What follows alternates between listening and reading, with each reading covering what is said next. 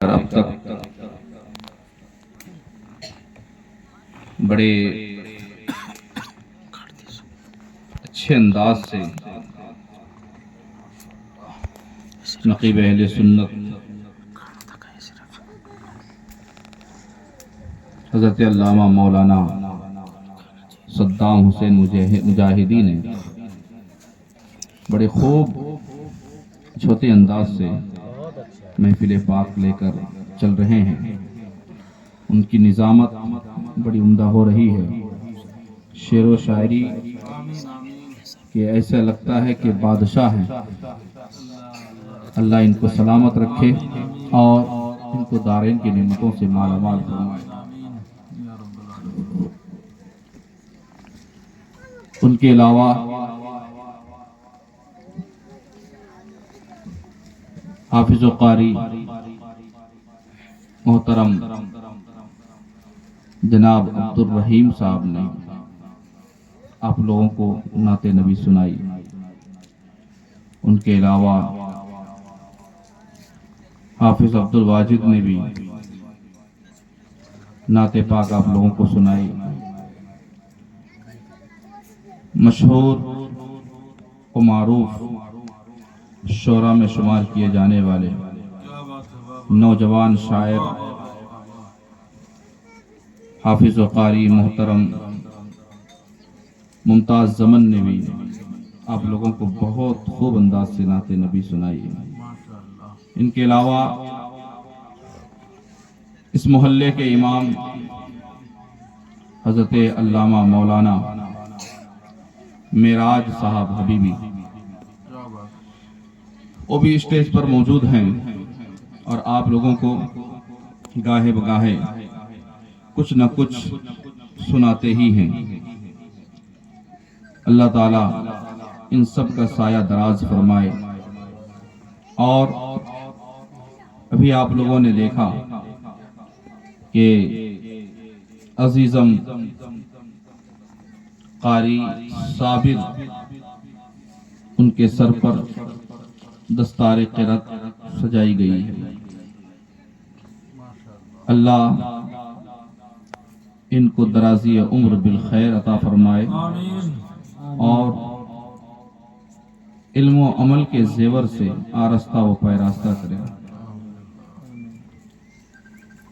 دیکھیں پیارے، رات کا اکثر حصہ گزر چکا ہے اور اس وقت آئے ہیں کہ آپ لوگ اب بستر استراحت پر جانے کے لیے تیار بیٹھے ہوئے ہیں.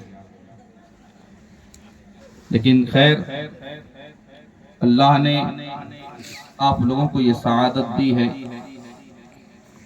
کہ آپ لوگ ایک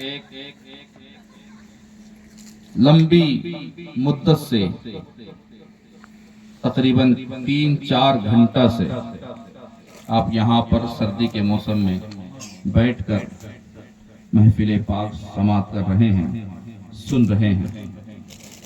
انشاءاللہ العزیز میں بھی یہ ناچیز تھوڑی دیر گفتگو کرے گا اور پھر محفل پاک کا اختتام ہونے کو ہوگا. انشاءاللہ العزیز کچھ دیر گفتگو کروں گا. آپ لوگوں سے پر امید ہوں کہ آپ لوگ اس کو ضرور سماعت کریں گے اور کوشش کریں گے کہ عمل میں لائیں. یہ مہینہ شعبان المعظم کا مبارک مہینہ بھی چل رہا ہے اور اس مہینے کی برکتیں بھی بہت ہے. ابھی میں نے خطبہ مسنونہ کے بعد قرآن مقدسہ کی ایک آیت کریمہ تلاوت کرنے کا شرف حاصل کیا ہے. اللہ رب العزت کا فرمان ہے، يَرْفَعِ اللَّهُ الَّذِينَ آمَنُوا مِنْكُمْ وَالَّذِينَ أُوتُوا الْعِلْمَ دَرَجَاتٍ. اس آیت کریمہ کا سلیس اور آسان مفہوم اور ترجمہ یہی ہے، اللہ تعالی ان لوگوں کے درجات کو بلند فرماتا ہے جو ایمان لائے اور جن کو اللہ نے علم دیا. ایمان والوں کا اور علم والوں کا اللہ تبارک و تعالی درجات بلند فرماتا ہے.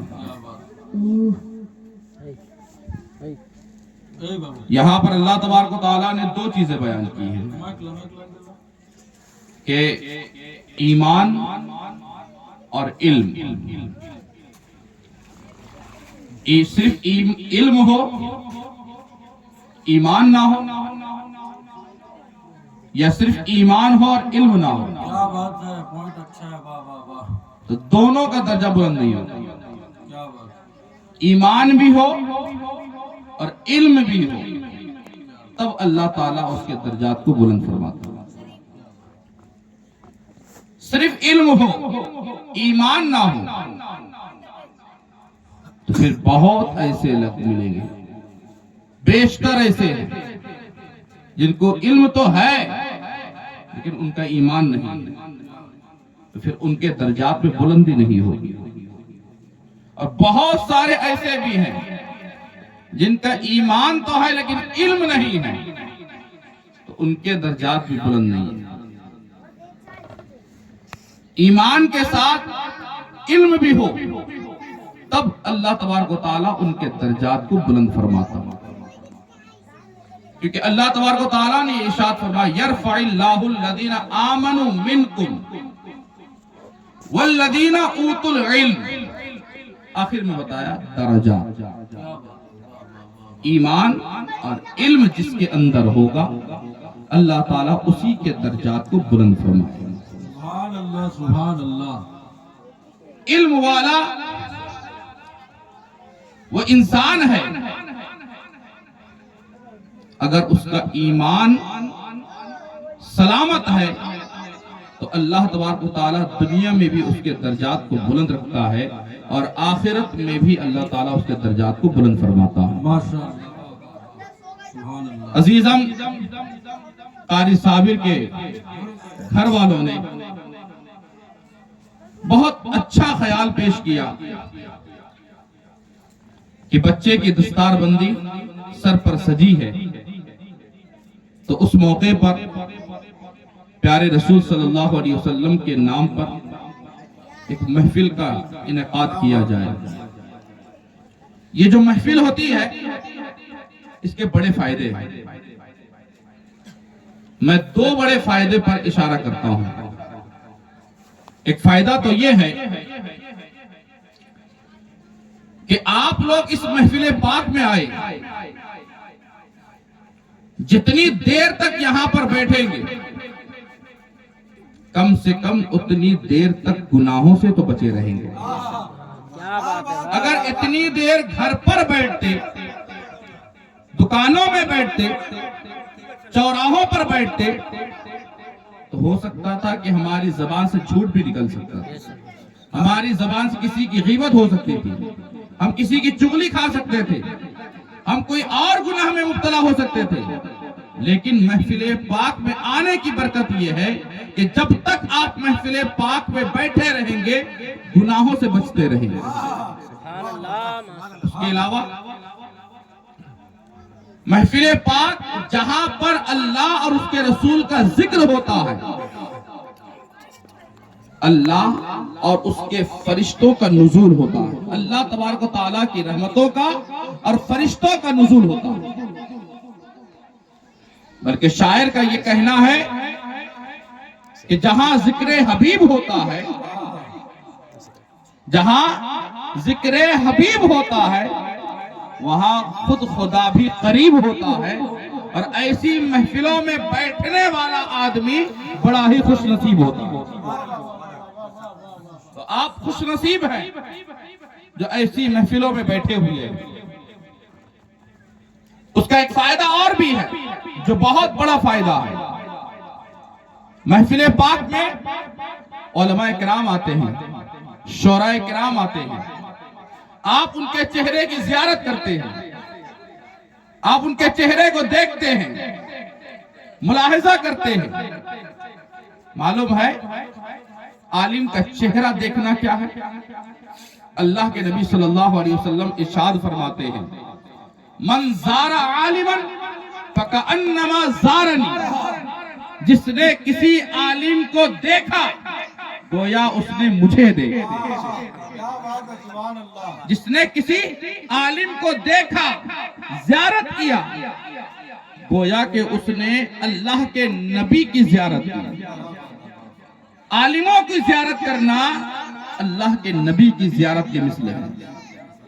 پھر آپ ایسی مجلس میں بیٹھے ہیں جو علماء کی مجلس ہے، جو شورا کی مجلس ہے، نبی فرماتے ہیں من جالس عالما فکأنما جالسنی ومن جالسنی اجلسہ اللہ یوم القیامت فی الجنہ۔ نبی فرماتے ہیں کہ جو کسی عالم کی مجلس میں بیٹھا گویا کہ وہ میری مجلس میں بیٹھا، اور جو میری مجلس میں بیٹھا اللہ تعالیٰ اسے جنت میں، اللہ تعالیٰ قیامت کے دن اسے جنت میں بیٹھائے گا۔ نعرہ تکبیر، نعرہ رسالت، مسلک اعلی حضرت، جشن دستار بندی، نعرہ تکبیر۔ کتنی بڑی بینیفٹ ہے، کتنا بڑا فائدہ ہے کہ آپ عالم کی مجلس میں بیٹھے، عالم کو دیکھے تو پھر اللہ کے نبی کی زیارت کی، اللہ کے نبی کی مجلس میں بیٹھے۔ ابھی محفل جب ختم ہوگی تو آپ ضرور ضرور علماء سے مصافحہ کر کے جائیں گے۔ معلوم ہے جو کسی عالم سے مصافحہ کرتا ہے اس کے بارے میں نبی فرماتے ہیں، اللہ کے نبی نے ارشاد فرمایا من صافح عالما فکأنما صافحنی، جس نے کسی عالم سے مصافحہ کیا، ہاتھ ملایا، گویا کہ اس نے مجھ سے مصافحہ کیا۔ آپ عالم سے مصافحہ کریں گے تو گویا کہ اللہ کے نبی سے مصافحہ کیا۔ تو ایسی محفلوں میں جہاں پر اللہ کی رحمت نازل ہوتی ہے، اللہ کے نوری فرشتے نازل ہوتے ہیں، علماء کرام کی جماعت موجود ہوتی ہے، تو ایسی محفلوں میں آنے والا آدمی خوش نصیب ہی ہوتا ہے، بڑا فائدہ ہے۔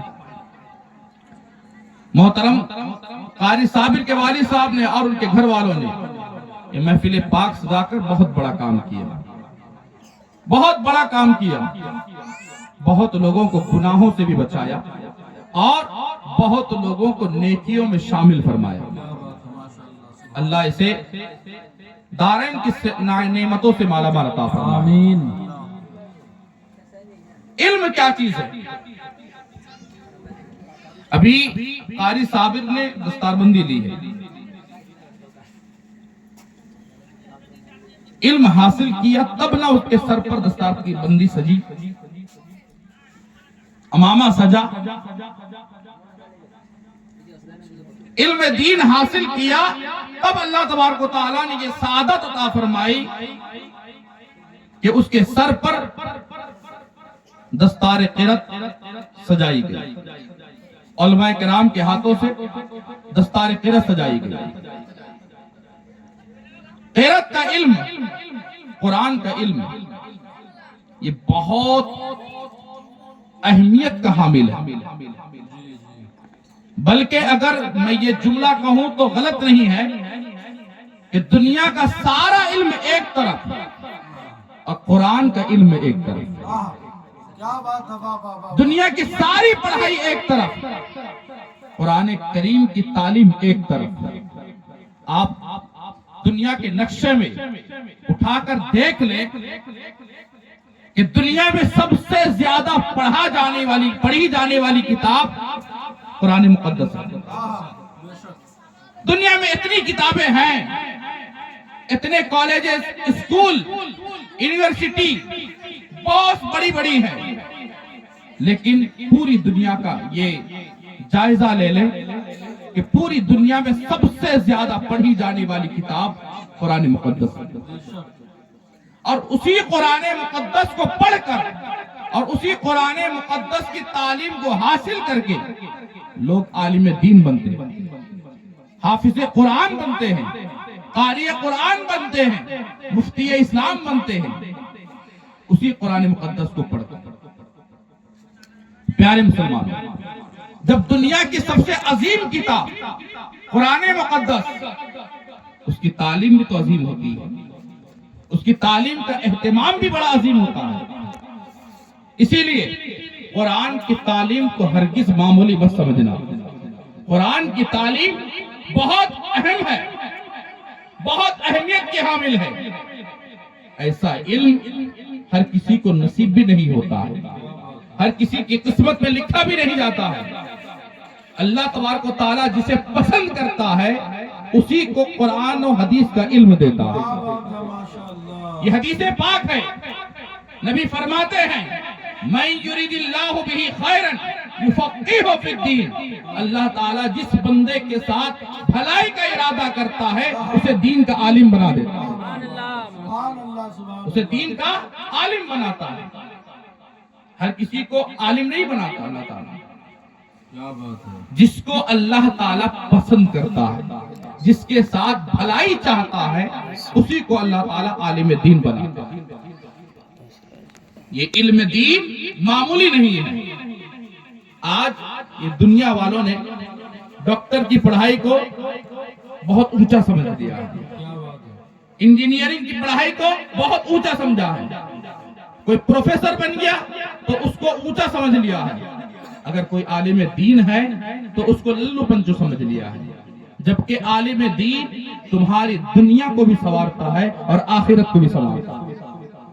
اگر عالم دین معاشرے میں نہ ہو تو پھر اللہ تبارک و تعالیٰ قیامت نازل کر دیتا ہے۔ اگر عالم دین دھرتی پر نہ ہو تو پھر قیامت آ ہی جائے گی۔ عالم دین موجود ہیں تب اللہ تبارک و تعالیٰ نے لوگوں پر رحم و کرم کی بارشیں برسایا۔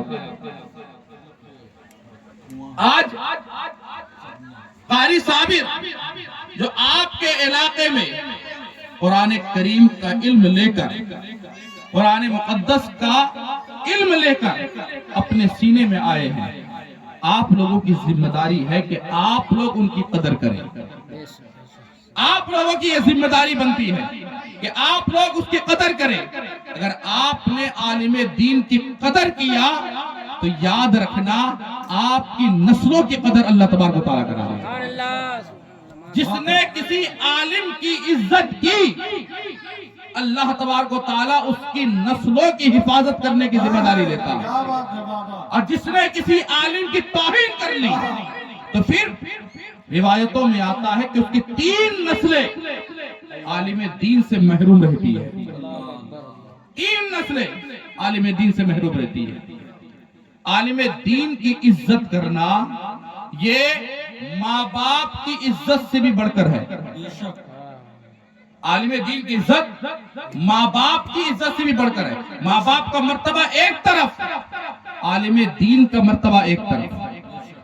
اسی لیے تو کہا گیا ہے کہ بچہ جس سے علم دین حاصل کرتا ہے وہ استاد ماں باپ سے بھی بڑے حقوق کا مالک ہوتا ہے۔ پیارے مسلمانوں، ہمیں سمجھنا ہے آپ لوگوں کے علاقے میں قرآن مقدس کا علم لے کر قاری صابر آئے۔ اب آپ لوگوں کی یہ امانت، آپ لوگوں کی ذمہ داری ہے۔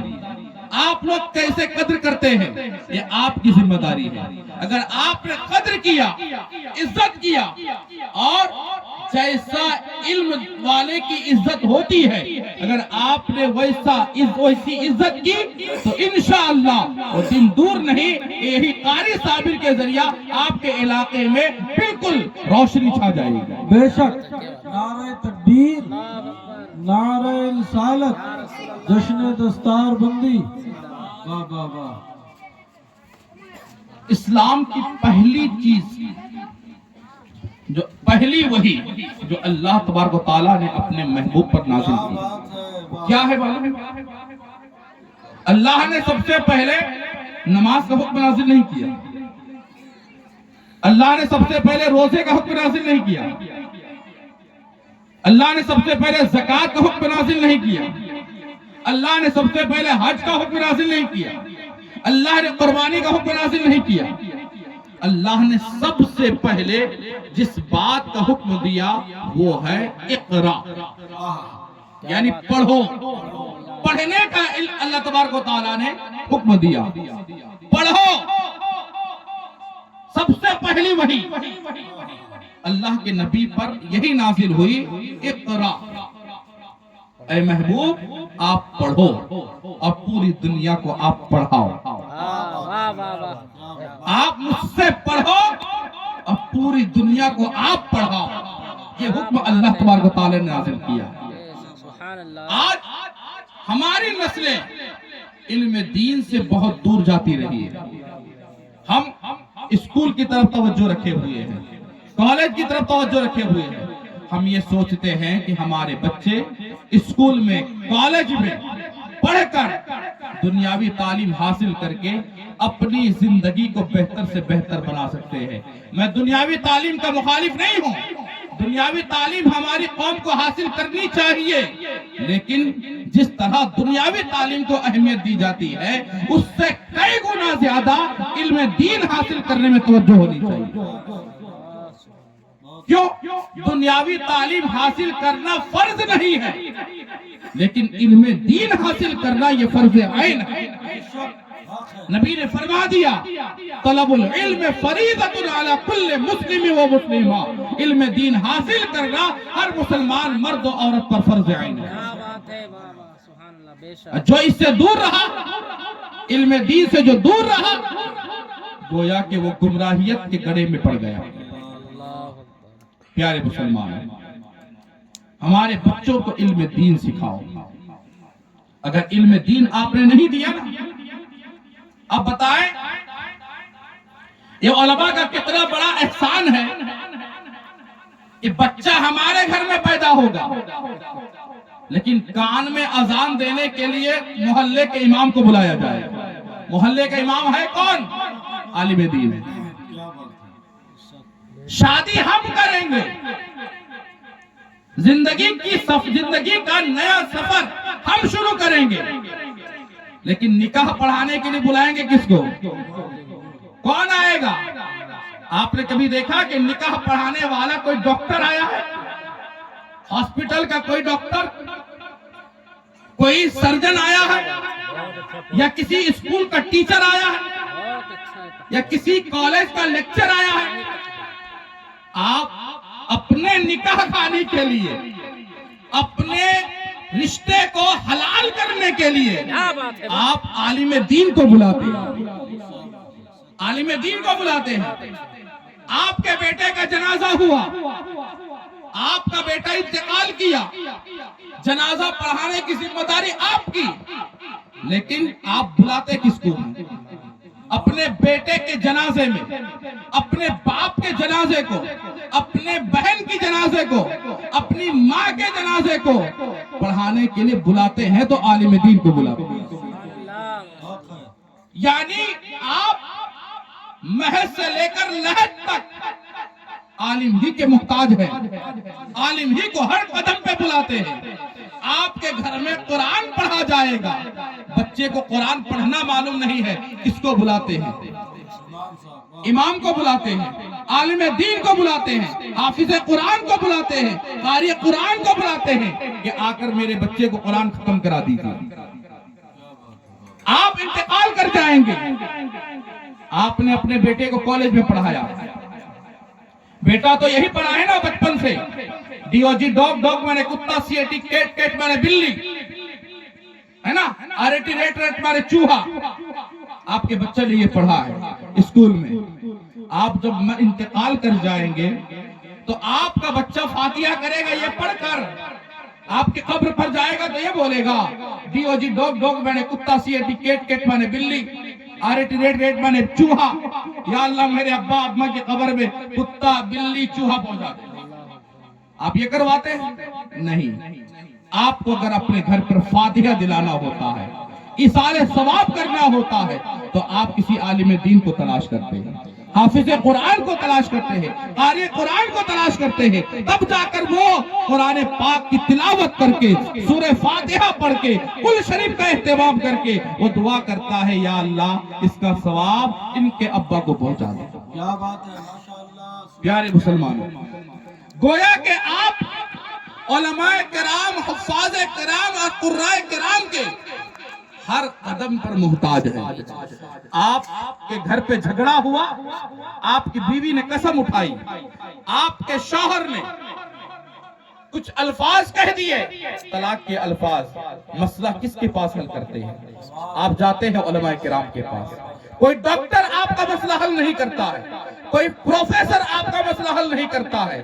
آپ کو اپنے طلاق کا مسئلہ، نکاح کا مسئلہ اگر حل کرتے ہیں تو علماء کرام کے پاس جاتے ہیں، ورنہ آپ کو کوئی بتانے والا نہیں ہے۔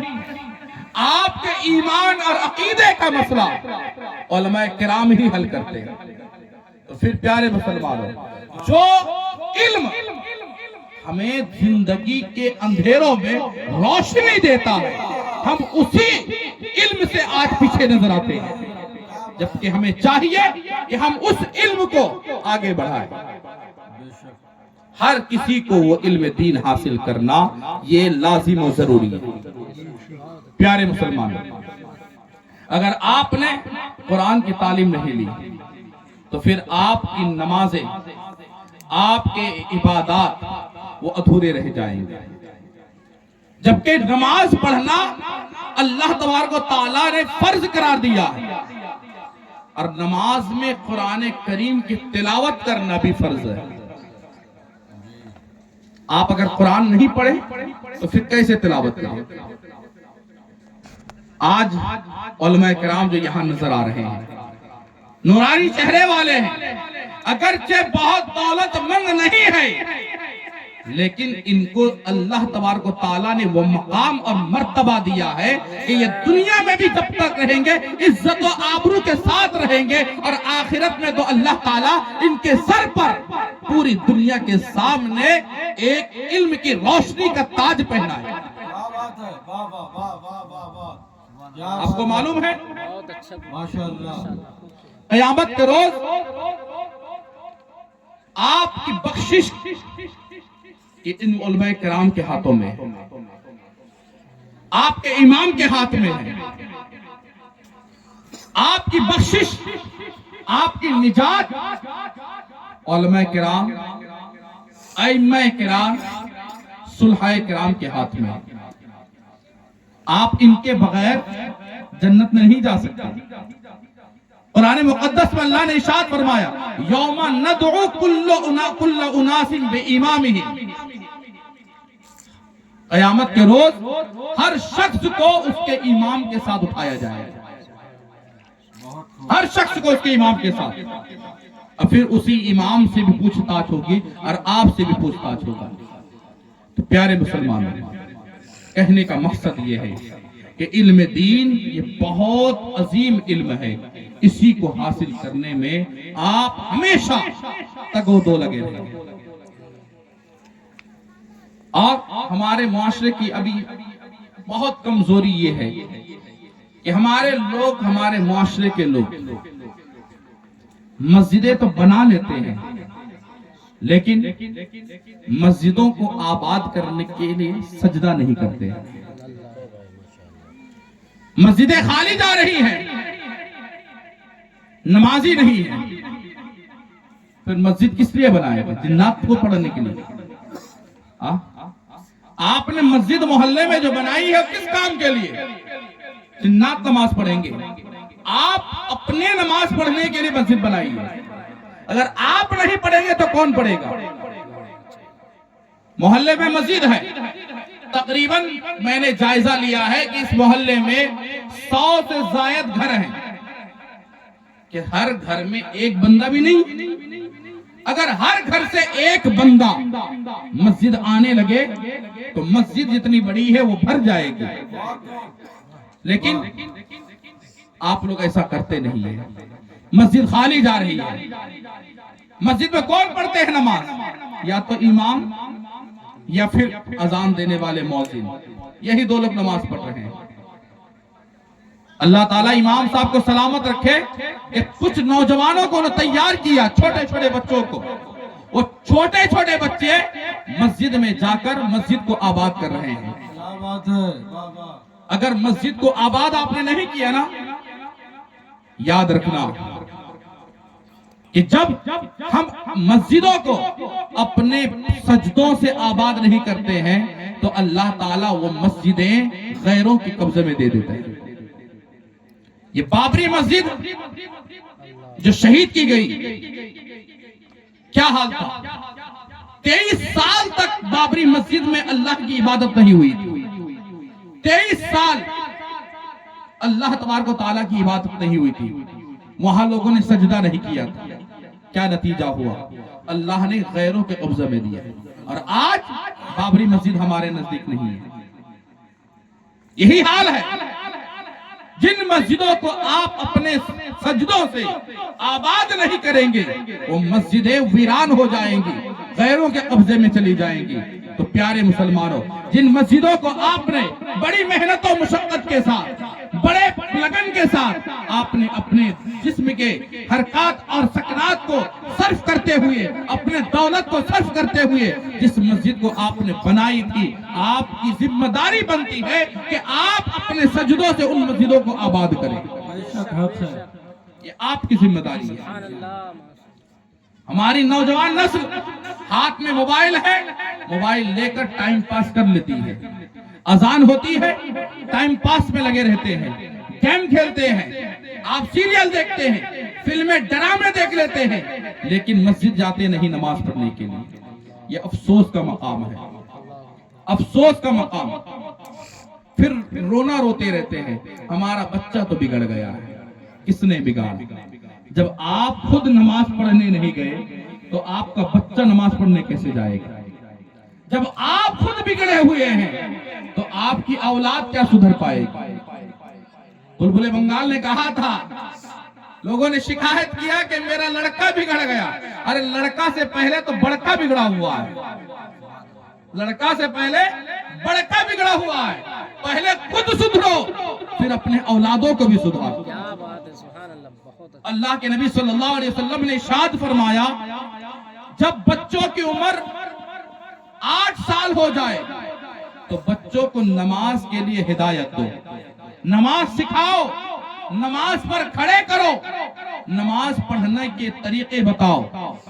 جب بچہ 10 سال کی عمر میں پہنچ جائے تو بچے کو مار کر اگر ضرورت پڑے نماز پڑھانے کی تو بچے کو مار کر نماز پڑھاؤ، لیکن نماز پڑھاؤ. لیکن آج معاملہ کیا ہے؟ ہم جمعہ میں مسجد میں جاتے ہیں، جو بچے 3 سال 4 سال کے رہتے ہیں، چھوٹے چھوٹے بچے، ہم ان کو لے کے چلے جاتے ہیں. لے کے جانے کے بعد مسجد میں بیٹھا دیتے ہیں.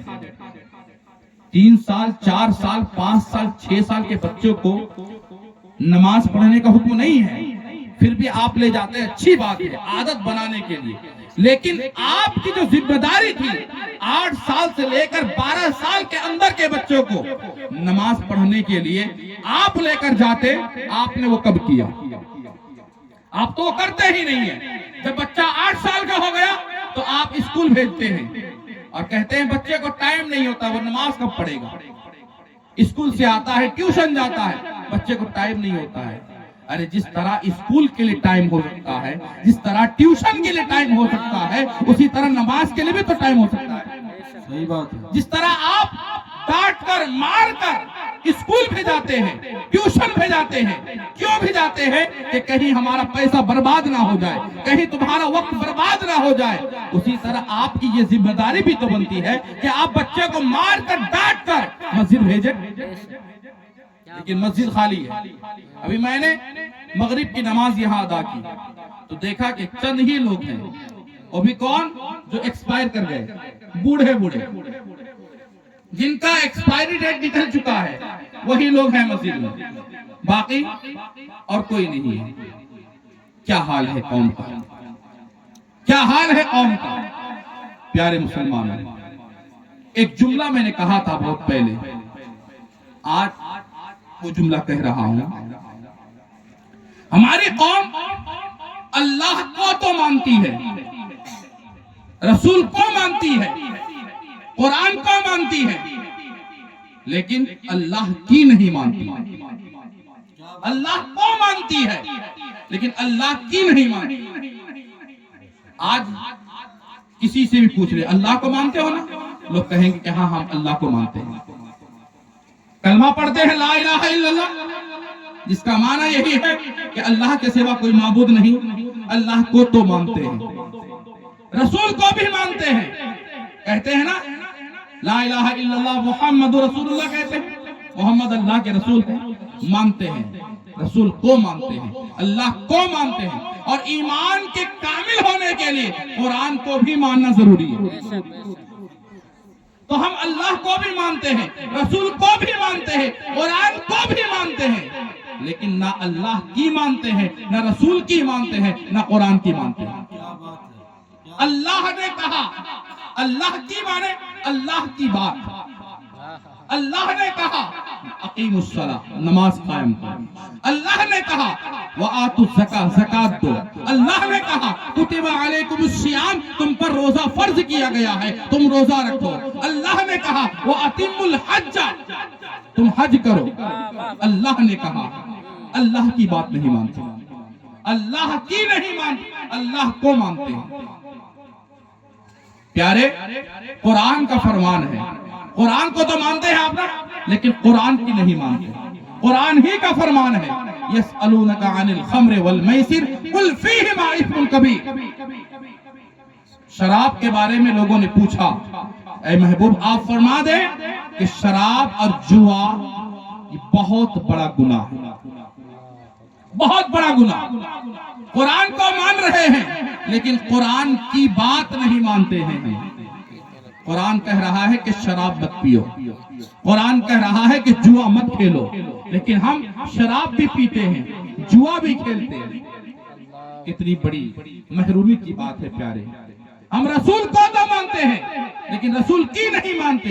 अल्लाह के रसूल ने खुद हमें इरशाद फरमाया कि उतलुबुल इल्म वलो काना बिस्सीन, इल्म दीन हासिल करो अगर कि तुम्हें चीन जाना पड़े। रसूल की नहीं मानते, यह बड़ा अलमिया है। और मालूम है इसी की में अंग्रेजी का की शामिल है। अंग्रेजी में की को कहते हैं चाबी, अंग्रेजी में की का माना होता है चाबी। को और की, रसूल को और रसूल की में, अल्लाह की में, कुरान की में इंग्लिश की शामिल है। अगर अल्लाह की माने और रसूल की माने तो फिर तुम्हें जन्नत की चाबी मिल जाएगी। और जिसने अल्लाह और उसके रसूल की नहीं मानी तो फिर जन्नत की नहीं मिल सकती। अगर तुम्हें जन्नत जाना है तो अल्लाह की बातों को मानना पड़ेगा, रसूल की बातों को मानना पड़ेगा, कुरान की बातों को मानना पड़ेगा, तब अल्लाह तबारक व तआला तुम्हें जन्नत की चाबी अता फरमाएगा। वरना अल्लाह और उसके रसूल के फरमान पर अमल किए बगैर कोई शख्स जन्नत में नहीं जा सकता, जन्नत का हकदार बन ही नहीं सकता। प्यारे मुसलमानों, आज हमारी नस्ल मोबाइल में बर्बाद है, मोबाइल में बर्बाद है। छोटे छोटे बच्चों के हाथ में मोबाइल है, पबजी, फ्री फायर, क्या से क्या खेलते रहते हैं, लेकिन उन्हें न इल्म दीन से मतलब है, न नमाज से मतलब है, न ही कुरान से मतलब है। एक वक्त था कि हमारे नौजवान नस्ल के हाथ में कुरान होता था, कुरान, लेकिन आज मोबाइल है। जब तक कुरान था हाथ में तब तक हमारे घरों से भी खुशबू आया करती थी। आज हमारे हाथ में मोबाइल है, खुशबू तो दूर की बात, हमारे घर में रोशनी भी नहीं आती। प्यारे मुसलमानों, समझने की जरूरत है। सिर्फ जलसा कर लेना, उलमा किराम को बुला लेना ये काफी नहीं होता है। जलसों में जो बातें हों उन पर अमल करना भी जरूरी होता है, जरूरी होता है। मैं यही बात कहकर अपनी बातों को खत्म करूंगा क्योंकि वक्त बहुत हो गया है, आप लोगों को नींद भी आने लगी है। अब जलसा का इख्तिताम भी किया जाए। तो प्यारे मुसलमानों, चंद बातें याद रखें। अभी शबे बरात भी आने वाली है, शबे बरात आने वाली है। तकरीबन 3 तारीख का दिन गुजार कर जो रात आएगी उसी रात को शबे बरात कहेंगे। शबे बरात में अल्लाह तबारक व तआला بڑے بڑے گنہگاروں کو جہنم سے آزادی کا پروانہ دیتا ہے. لیکن ایک بات یاد رکھنا، وہ کون لوگ ہیں جن کی مغفرت شب برات جیسی مبارک راتوں میں بھی نہیں ہوتی ہے؟ کئی لوگ ہیں، ان میں سے بس 2 لوگوں کا نام بتا کر اپنی باتوں کو ختم کروں گا. نبی فرماتے ہیں کہ جو شخص رشتہ کو توڑتا ہے، جو شخص رشتہ کو توڑتا ہے، بھائی بھائی کا رشتہ، باپ بیٹا کا رشتہ، ماں باپ کا رشتہ جو توڑتا ہے،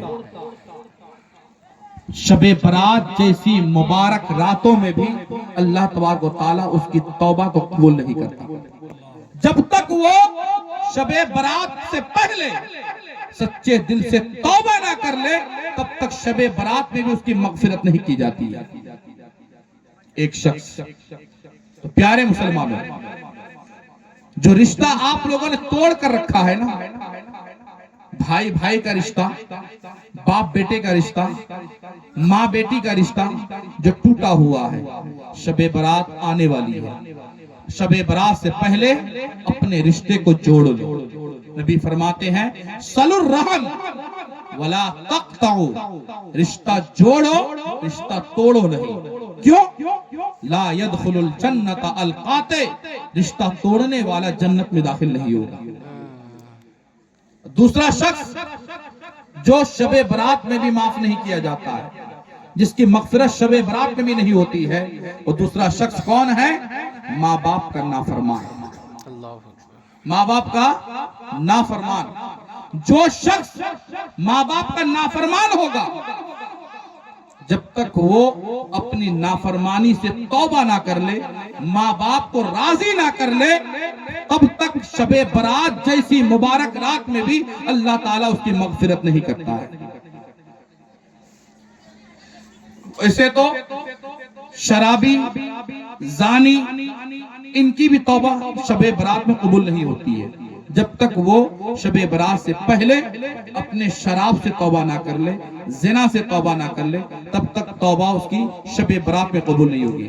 شب برات وہ رات ہے جس رات میں اللہ تبارک و تعالی اپنے مقرر کردہ فرشتوں کو آئندہ سال کتنے لوگ دنیا میں آئیں گے اور کتنے لوگ دنیا سے جائیں گے، اس کی لسٹ اللہ تبارک و تعالی فرشتوں کو دے دیتا ہے.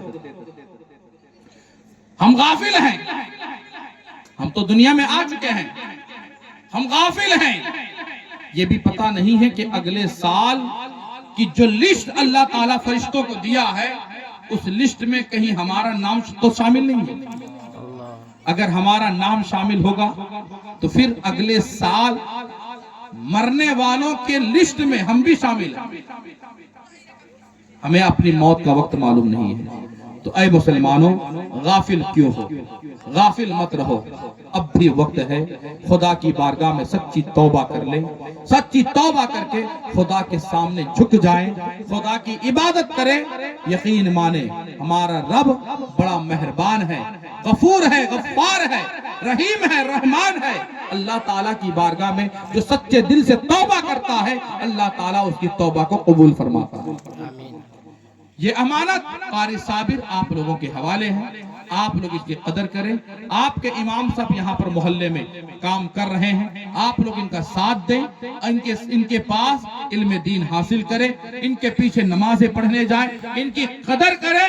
یہ جو باتیں کہتے ہیں ان باتوں کو مانیں، ان باتوں پر عمل کرنے کی کوشش کریں. انشاءاللہ العزیز اگر آپ لوگوں نے یہ کام کیا تو آپ کی دنیا بھی سنور جائے گی اور آخرت بھی سنور جائے گی. آئیے میرے ساتھ مل کر توبہ پڑھتے ہیں. استغفر اللہ ربی من کل ذنب واتوب الیہ. اشہد ان لا الہ الا اللہ وحدہ لا شریک لہ واشہد ان محمدا عبدہ ورسولہ. وآخر دعوانا الحمد للہ رب العالمین. السلام علیکم ورحمۃ اللہ وبرکاتہ.